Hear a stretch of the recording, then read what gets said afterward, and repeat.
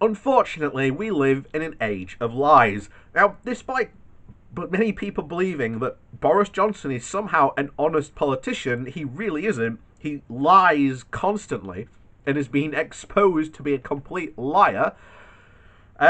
People unfortunately voted for him, and will now continue with the lies. And trust me, when Brexit starts to go wrong, those lies will go into overdrive.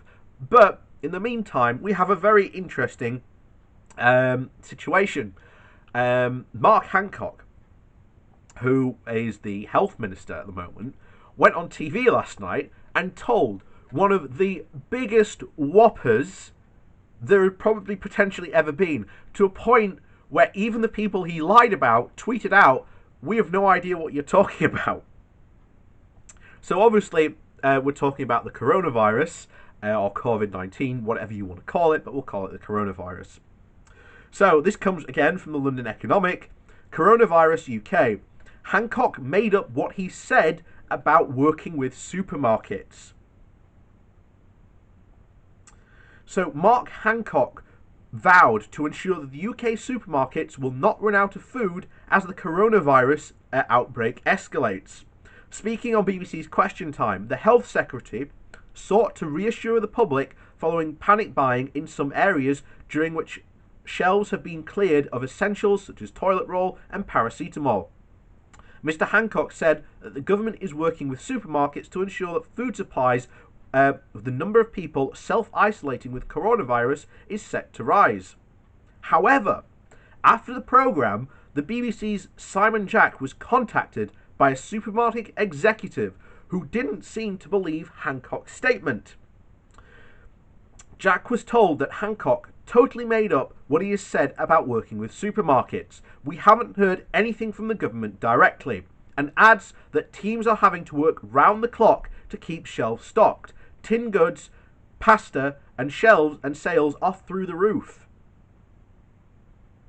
Now, it appears that the government has eventually pulled its finger out, only after the Jack Simmons, the reporter from the BBC, brought this issue onto light on social media.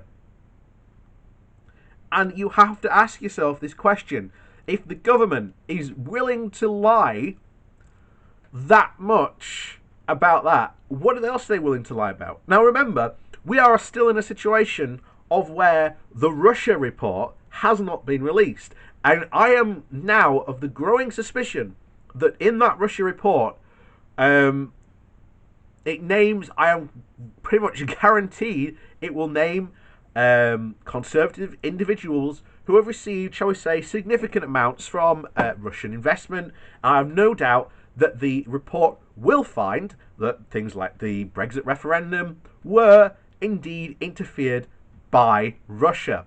Now, why is this important, and why are we talking about all this talk of coronavirus? While it is important, and while it is important that the government gets a grip on what it is doing, for example, the government recently, the top doctor said that it had gone into level 2 of trying to delay the coronavirus spread.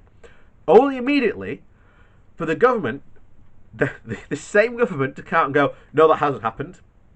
We're not there yet." Only for them later to announce that actually, "Oh yes, we have." This is lying on an industrial scale. It is unbelievable. And while we're on the topic of the coronavirus, I want to go over what's been going on in Italy. Now, we have, I don't know how many new people we've had on this channel, but one of the things that I used to do before we started talking about politics really big, was I used to really go hard after what I called the alternative quacks.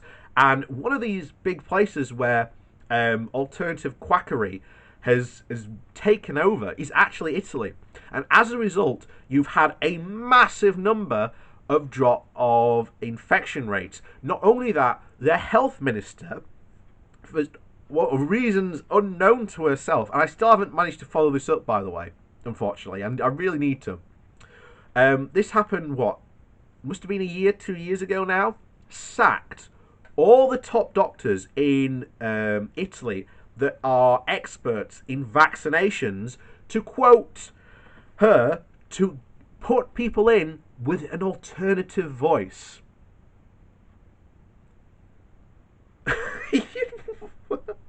What does that mean? What does that mean? What does that even mean? How can you sack a panel of experts who are like the top in their field to go, we need alternative voices? It doesn't make any sense. So, it was of no surprise to me that there has been a mass outbreak in Italy. Why? Well, partly, once again, it goes down to the far right in Italy. People like all these, what have they been doing? They've been massively disparaging experts, which has led to massively rejection of vaccines, to a point where you have the health minister who is openly anti-vax. I would hope that if that ever happened in the UK, there would be a mass pouring of outcry and that the person should be sacked immediately. I would hope that would happen, but unfortunately in Italy that didn't happen. And as a result, you've seen this massive spread of infection. Now, I'm not going to say that they are 100% responsible, but I guarantee you when all the facts come in, they will be ultimately responsible.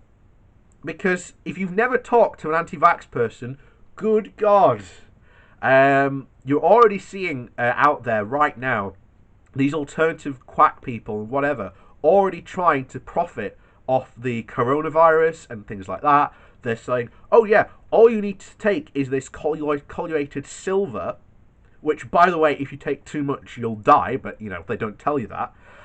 It'll keep you safe from the coronavirus. But then there are then other people who, again, you'll see this problem why this is escalated in Italy, where you've got a series of situations where these, quote, quacks are, well, I don't know why I did that, but these health experts and the complete quacks going around telling people that the coronavirus is fake and it's just flu and you shouldn't worry about it. And of course then these people don't self-isolate, they don't go to the hospital, they don't report that they're ill, and of course what happens? Mass outbreak.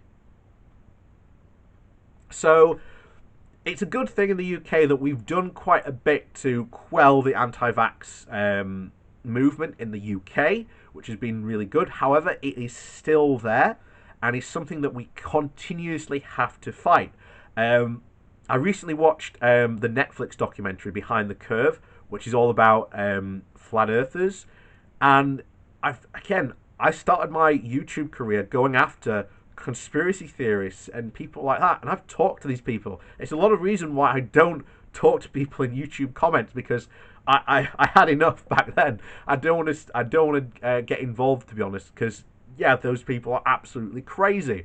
And I've said this before, they spin themselves into a cocoon, and when they get into this cocoon, they can't not stop believing in one theory, because it's all interconnected. One theory connects to another theory, this theory connects to another theory, and so on and so on. And you saw it in again, watch the documentary. They have massive. One guy even says, I don't trust doctors or any health professionals. That alone is a completely shocking statement. But there you go. Be careful out there, people. Do self-isolate, do report if you have it. Check the NHS website and all that. Please stay safe. And we'll get through it. So, that's me signing off then.